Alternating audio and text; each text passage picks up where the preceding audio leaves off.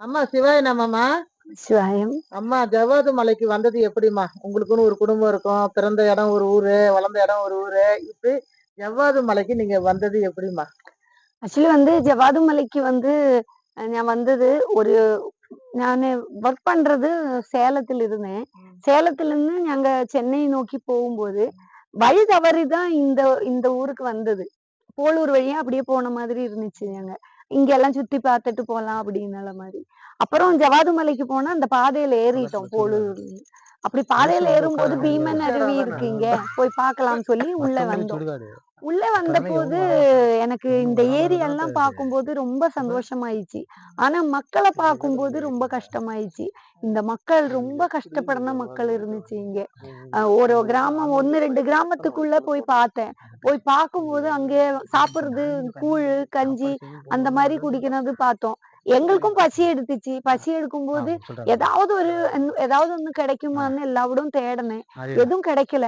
அப்புறம் ஒரு வீட்ல போய் கேட்டேன். "ஏதாவது இருக்குமா?" அப்படின்னு கேட்டேன். "நாங்க காசு குடுக்குறேன்" அப்படின்னு கேட்கும்போ, அந்த வீட்ல பழைய கூழ் தான் இருந்துச்சு. ஆனா பழைய கூழ் இருக்குன்னு சொல்லிட்டு உள்ள போனா கொஞ்சோண்டு தான் இருந்துச்சு. இவ்வளோண்டு ஒரு கப்பில தான் இருந்துச்சு. நாங்க 2, 3 பேர் இருந்தாங்க. அப்போ அக்கம் பக்கத்துல இருக்கனவங்க கிட்ட எல்லாம் கேட்கறாங்க. "கொஞ்சம் கூழ ஏதாவது இருந்தா கொண்டு வான்னு" சொல்லிச்சுன்னா, 1 டம்ளர் கூழ் தான் அந்த கிராமத்திலே இருந்துச்சு. ஏன்னா அக்கம் பக்கம் இருக்கன வீட்டுகள்ல எதிலுமே ஒண்ணும் இல்ல. சாயந்தரம் வேலை முடிஞ்சு வந்து தான் சமைக்கும் அப்படின்னு சொன்னாங்க. அப்ப அங்க குழந்தைங்களும், வயசானவங்களும் எல்லாம் இருந்தாங்க. "நீங்க எல்லாம் என்ன சாப்பிட்ட?" அப்படின்னு கேட்கும்போ, "காலையில தான் சாப்பிட்டது. எல்லாரும் வேலைக்கு போயிடுச்சு. என்ன கொல்ல வேலைக்கு போயிடுச்சு. போயிட்டு வந்ததுக்கு அப்புறம் தான் சமைக்கும்." அப்படின்னு சொல்லும்போ, எனக்கு ரொம்ப கஷ்டமாயிடுச்சு. அவங்க எல்லாம் சும்மா நம்ம டூர் மாதிரி வந்தா நமக்கே இவ்வளோ பசிக்குது. காலையில இருந்து சாப்பிடுறாங்க. அப்புறம் ஈவினிங் தான் சாப்பிடுறேன்னு சொல்லும்போது, மனசு ரொம்ப கஷ்டமாயிடுச்சு. என்னோட நோக்கமும் எப்படி இருந்தேன்னா, அம் சோமாலியா போய் சர்வீஸ் பண்ணணும்னு தான் என்னோட ஆசை. அதனால 2006ல என்னோட ட்ரஸ்ட் ஆரம்பிச்சோம். அ இங்க ஏன் நம்ம சோமாலியா போனோம்?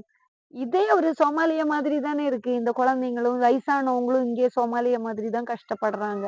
அதனால சோமாலியாலாம் போ வேண்டாம். இந்த வயசானவங்களுக்காக நம்ம வாழலாம்.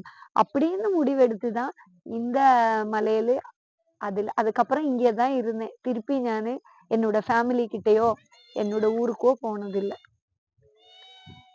சிவாய நம்ம மெயினா சிட்டுக்குருவி சேனலை லைக் பண்ணுங்க, கமெண்ட் பண்ணுங்க, ஷேர் பண்ணுங்க.